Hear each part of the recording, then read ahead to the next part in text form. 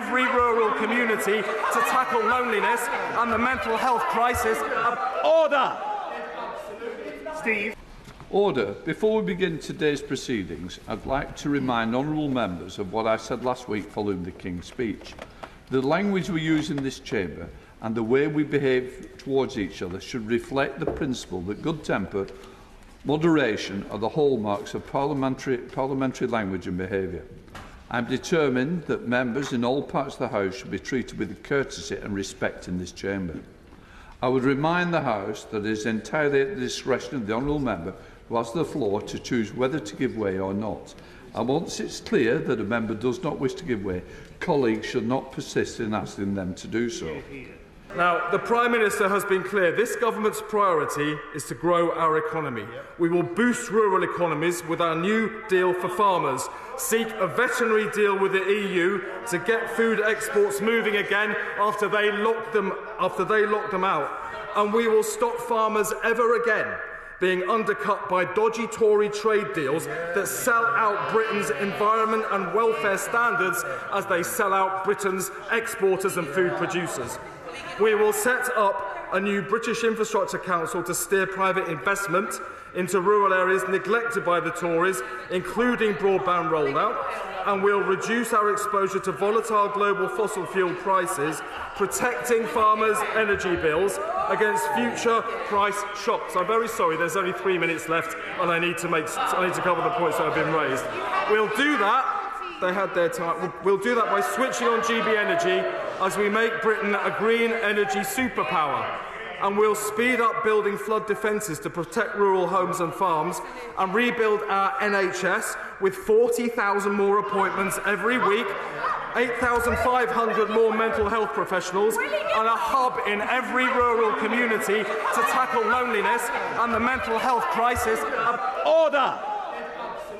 Steve. The Right Honourable Lady has behaved abominably. Secretary of State.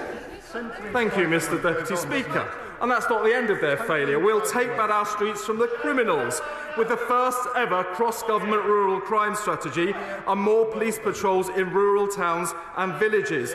And we'll break down barriers to opportunity in rural communities so our children can realise their ambitions wherever they grow up. They are the party of broken dreams. This is the party of aspiration. Now, nature underpins all the government's missions. Without nature, there is no economy, no health, no food and no society. But nature is at crisis point. Absolutely. The Tories left Britain one of the most nature-depleted countries on earth. A third of our bird and mammal species faced extinction.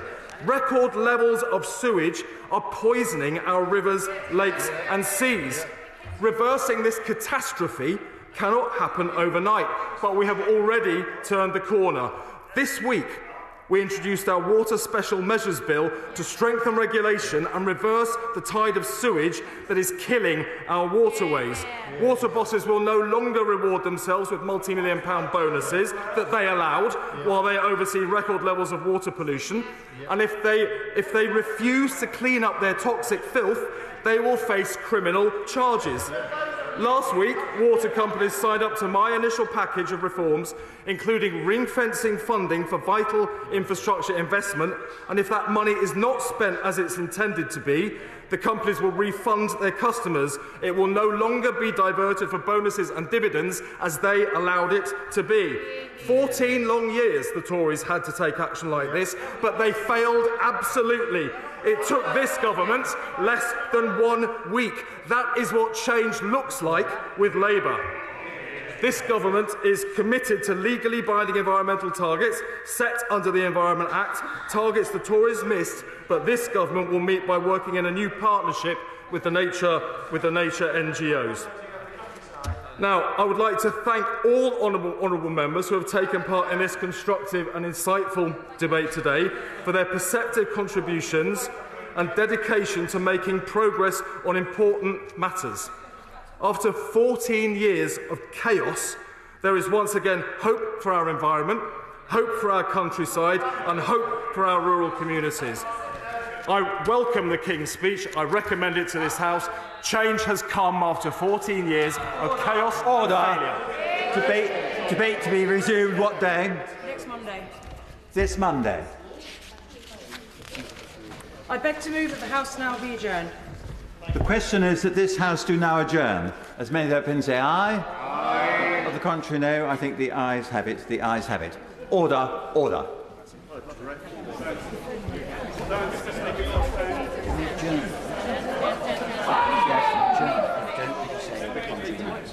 Ah, okay. Sorry. Okay, sorry. That's why.